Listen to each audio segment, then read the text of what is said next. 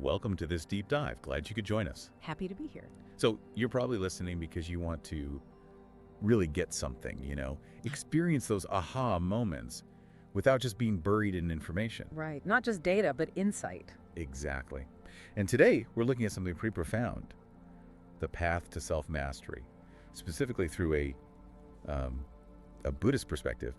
We want to find principles we can actually use day to day. Mm-hmm.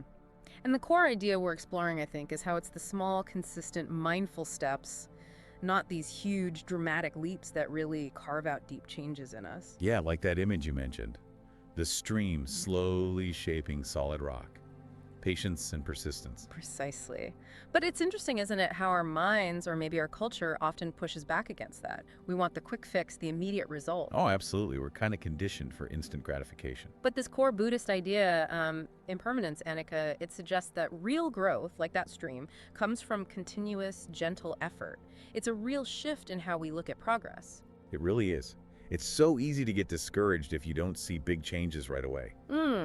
I was thinking about that story, the young monk getting frustrated with his meditation. Ah, yes, and the master with the cup. Exactly. The master gives him an empty cup, tells him to fill it grain by grain.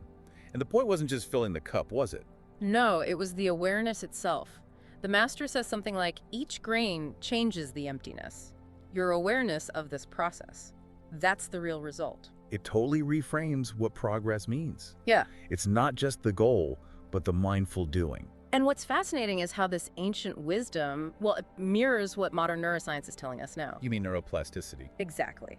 The brain's ability to physically change based on our focus. Studies show that maybe around 30 days of really focused, intentional attention can actually lead to measurable changes. Brain structure, function. Wow. So it lines up with that Buddhist concept of, what was it? Havana. Kavana, yes. Yeah. Gradual cultivation.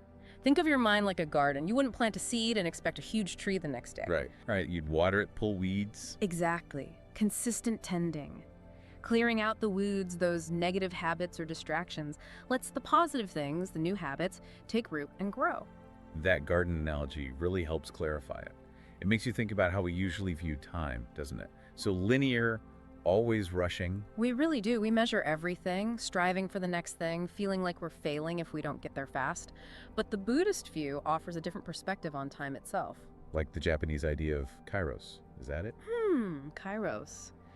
Those moments of deep presence that kind of step outside ordinary clock time. Sacred moments, almost. So even in a busy day, or this 30-day focus we're talking about. Yes, even then, there are countless chances for these little transformative moments. A single breath, if you're fully aware while taking it, can actually be more powerful, more transformative than hours spent just, mentally scattered. Okay, so let's bring this down to earth then. What are some practical things, these micro moments of mastery we could start doing, like right now? Well, one very simple one is a quick morning ritual, maybe just 3 minutes. Conscious breathing. 3 minutes. Okay. What does that look like? You could inhale, visualizing clarity or your intention for the day coming in. And as you exhale, consciously release tension, resistance, whatever feels like it's holding you back. It's simple, but it sets a mindful tone. 3 minutes. Yeah, that feels doable for almost anyone. What else? How about mindful transitions? Just tiny pauses between activities. Like when I switch from email to a meeting. Exactly. Maybe just 10 seconds. Feel your feet on the ground, notice your breath, maybe set a tiny intention for what's next. We rush so much, task to task. These little pauses create pockets of presence. That's a great reminder to just pause, slow down for a beat. And you mentioned a third one. An evening reflection. Before bed, just take a few moments. Gently review the day. Not judgmentally, but with curiosity. Curiosity, how so? Like, when did I feel present today? What small progress did I notice? What challenges came up? It's about learning from the day, really. Okay, I can see how doing these consistently, even though they're small, could really add up. It's almost like compound interest, but for your inner life. That's a perfect way to put it. Compound growth in a spiritual sense. Just like small financial investments grow, even 1 minute of daily meditation done consistently builds this inner reserve of calm, of insight. And it's not just a feeling, right? You mentioned the brain changing. Exactly. It's physiological, too. Each time you practice, you're reinforcing neural pathways. Things that felt hard at first start to feel more natural as your brain literally rewires itself around these new patterns of attention. So kind of gradually reprogramming ourselves one moment at a time. The sources also mentioned energy alignment. What does that mean in this context? You could think of it as bringing your own internal state, your energy, into harmony with a larger sense of flow. When you do these mindful practices regularly, you're clearing out internal static, letting your energy move more freely, more in sync with, well, a natural rhythm. It's an inner tuning process. Inner tuning. I like that. But it's so easy to get pulled towards the quick fix, isn't it? Social media feeds, ads, they promise instant transformation. That's a huge pressure in our society, absolutely. The myth of instant change. But there's that parable, remember? The student asking the teacher how long enlightenment takes. Oh, right. And the teacher said something like, if you try harder, it will take longer. Exactly. Because that extra effort, if it's driven by impatience and just wanting the result, it actually hinders progress. Real mastery needs you to be present in the process, not just fixated on the finish line. So it's less about sheer force of will and more about the quality attention we bring to the effort we are making. That's a subtle shift. A very important one. Now, the material also talks about creating sacred space in everyday life. That sounds lovely, but maybe a bit abstract. It can be very concrete, actually. It's about bringing mindfulness into ordinary things we usually do on autopilot, like conscious eating. Okay, tell me more. Instead of just wolfing down your food while scrolling or thinking about work, you turn each bite into a mini meditation. Notice the colors, the textures, the smells, the tastes. Really savor it. Appreciate the nourishment. I definitely need to work on that one. What else? Walking meditation is another great one. Anytime you're walking, commuting, taking a break, just move it, bring awareness to the act itself. Feel your feet touching the ground, the rhythm, your body moving. So you don't need a special cushion or anything? Not at all. And then there are digital detox moments, deliberately setting aside times to disconnect from screens, even for 5 minutes. Just connect with your breath, your surroundings, the quiet. These all seem like small choices that could really change the feel of a day. And it sounds like it connects to this idea of intentional living that was also discussed. It does, very much so. It's about moving from autopilot to conscious choice. Maybe asking yourself gentle questions during the day, like what energy do I want to bring to this moment? Or how could my actions benefit others? Or even what limiting belief am I holding on to right now that I could maybe let go of? They're just gentle nudges towards awareness. Gentle nudges, not harsh demands. Exactly. There's that analogy of the sculptor chipping away at marble, right? Each intentional choice is like a careful tap of the chisel, gradually revealing the true form within, revealing more of your authentic self. This is really powerful stuff. Now, the sources dive into what they call the 3 pillars of self-mastery. Can we unpack those? The first one is right awareness or mindfulness. Yes, this is really the bedrock, the foundation. Think of a temple bell. Its sound is an invitation to presence, not a command. That's the feeling of mindfulness. So not forcing focus, but gently inviting awareness. Precisely. Fully being in the present moment without judging it, without getting lost in thought trains. It's sometimes called the middle way of attention. Not hyper-focused, but not zoned out either. Just a gentle, sustained awareness. That Zen story about the tea master, pouring tea into the overflowing cup, that illustrates this too, doesn't it? Beautifully. The student's mind is like that full cup, overflowing with ideas, opinions. You have to empty it a bit to really receive something new. Makes sense. So practically, how do we cultivate this right awareness? Well, we touched on some already. The power of pausing, those intentional breaths before speaking, eating, whatever. They create little anchors of presence. Little resets. Exactly. Then there's labeling thoughts, just noticing thoughts as they come and go, thinking, worrying, planning without getting caught up in the story, like watching clouds pass. And the body scan technique, just tuning into physical sensations in different parts of your body. It really grounds you in the here and now. It's amazing how simple these sound, yet how profound the effect can be. And you mentioned neuroscience earlier. Mindfulness actually changes the brain. Yes, research suggests consistent practice can thicken the prefrontal cortex that's involved in decision-making, emotional regulation. And it can shrink the amygdala, the brain's fear center. So you literally become more resilient, more balanced. That's incredible. Okay, pillar 2, rituals as anchors of transformation. Rituals can sound a bit formal. It can, but here it just means intentional, repeated practices that help shape our consciousness and behavior. They're tools, really. Powerful ones. Think of the lotus flower. Rising from the mud. Exactly. These daily practices help us rise above the mental mud and connect with something deeper. They weave mindfulness into the day.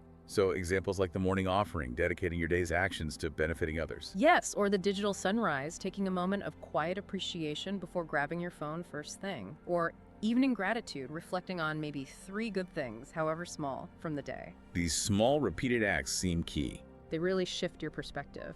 And creating personal sacred spaces helps too. Even just a corner for meditation or a specific chair for journaling, it creates an environmental cue. Sets the stage for practice. Yeah. And the material talked about repetition within these rituals. Right. It's not about mindless repetition. Each time you engage intentionally, you're reinforcing those positive neural pathways, those helpful energy patterns. It's like the Tibetan sand mandalas. The power is in the creation, the mindful act itself, even though it's temporary. Okay, that leads us to pillar 3, the dance of discipline and compassion. Discipline is another word that can feel a bit heavy for some people. It often does, yeah. It conjures images of rigidity, maybe self-punishment, but here it's more like balanced guidance, like gently training a wild horse, the analogy goes. Patience and understanding, not brute force. So not just willpower. The material mentioned the myth of willpower. Yeah. Exactly. Relying solely on willpower often doesn't work long-term, it gets depleted. So you need to combine discipline with wisdom. Start small. Celebrate imperfect progress, consistency over perfection.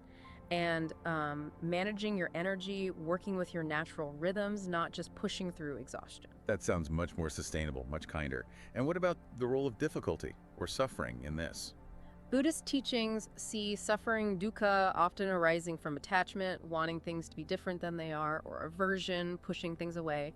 In self-mastery, challenges aren't just obstacles, they're opportunities. Opportunities? How? Opportunities to understand our patterns, our attachments, our fears more deeply. Facing resistance with curiosity, not just trying to eliminate it, that's where real growth happens. So changing our relationship to the difficulty. And the material offered practical tips for building habits, like implementation intentions. Yes, being really specific. When situation X happens, I will do Y. Like, when I finish brushing my teeth, I will meditate for 5 minutes. Also, accountability partners can help, and simply tracking your progress, seeing those small wins accumulate. Makes sense. And these 3 pillars, awareness, rituals, and this balanced discipline, they all work together. Absolutely, they're interconnected, like a tripod. Each leg supports the others. You need all 3 for stability and lasting transformation. And the story shared, the busy executive finding calm, the student overcoming study blocks, they show this isn't just theory. Right. They show how cultivating these inner qualities, patience, awareness, compassion, naturally leads to better outcomes externally. It connects to that Zen idea of wu wei. Effortless action. But not lazy action. It's action that flows naturally because the inner landscape has been cultivated through consistent practice. It's no longer a constant struggle. So practice becomes integrated, like mindful dishwashing or being present in a meeting. Exactly. And the effects spread outwards. That idea of interbeing, we're all connected. Your inner peace, your mastery, contributes to the whole. Which brings us near the end, to dealing with inner resistance. Yeah. This feels huge. Everyone experiences this, right? Oh, absolutely. It's universal. The Buddhist tradition personifies this as Mara, embodying obstacles like desire, fear, doubt, attachment. But the key is seeing Mara not as an enemy to fight, but as part of the human condition. So resistance isn't necessarily bad. It can be a teacher. It shows us where our comfort zones end, where our fears lie, where we might be self-sabotaging. It highlights the patterns we need to understand. Like that feeling when you know you should meditate, but suddenly feel an urgent need to check email. Exactly. That's resistance showing up. The material suggests practical ways to work with it, like simply naming it, there's resistance, or the 5-minute rule, just commit to starting for 5 minutes. Often that breaks the inertia. And compassionate inquiry. Yes, gently asking yourself, what is this resistance trying to protect me from? Approaching it with kindness, not judgment, which leads to that interesting paradox of control and surrender. Right. How do those work together? Control and surrender. It's finding the balance. You need intentional effort, control, but also the wisdom to let go of rigid attachment to outcomes. Surrender. That Zen story of the student holding the live bird. Yes. Hold it too tight, you crush it too loose, it flies away. Precisely. Skillful practice is like that effort without tension, structure with flexibility, focus with relaxation, finding that middle way. That applies to so much performance anxiety, creative blocks. Relationships, everything. And setting daily intentions is another powerful tool discussed. How does that work best? Starting the day by consciously choosing your focus or the quality you want to embody. crafting intentions that are meaningful, maybe specific like SMART goals but with a spiritual purpose, or just heart-centered like today I intend to practice patience. Visualization helps too. And science backs this up. Intention setting. Yes, research shows setting clear intentions can prime the brain, making you more likely to notice opportunities aligned with that intention and reinforcing positive behaviors, especially when paired with mindfulness. It keeps coming back to conscious choice, moment by moment, integrating it everywhere, the commute, eating, work. Recognizing every moment is a chance to practice, and the gifts that emerge aren't always what you expect. Increased resilience, deeper relationships, more self-acceptance, even heightened creativity. Those are pretty compelling reasons to stick with it. And while that initial 30-day period is a great start, it's really an ongoing journey, isn't it? Oh, absolutely. It's not a destination you arrive at. Those first weeks build crucial foundations, new neural pathways, habits, a shift in mindset, but sustaining it means ongoing practice, checking in, maybe finding community support, staying curious. So mastery isn't an endpoint. No, it's more like a way of being. Embodying presence, awareness, compassion naturally as your default state, responding wisely to life rather than just reacting. Being present, but also visionary, disciplined, but also compassionate. Exactly, and remembering that ripple effect, your transformation influences everything around you, because ultimately we are all interconnected, that concept of interdependence. Yes, that deeper connection. So to wrap up, we've really journeyed through the power of these small, consistent steps towards self-mastery, looking at mindfulness, the role of rituals, that balance of discipline and compassion. And importantly, how to understand and work with our inner resistance, not just fight it. Remembering it's a continuous journey, not a quick fix or a final destination. Definitely not a destination. So maybe a final thought for everyone listening.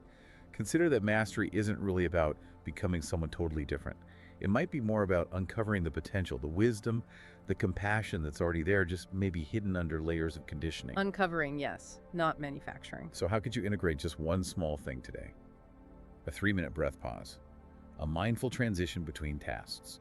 What tiny shift might begin to unfold from just that one step? It's an ongoing exploration, isn't it? And every moment holds that potential for discovery, for deepening.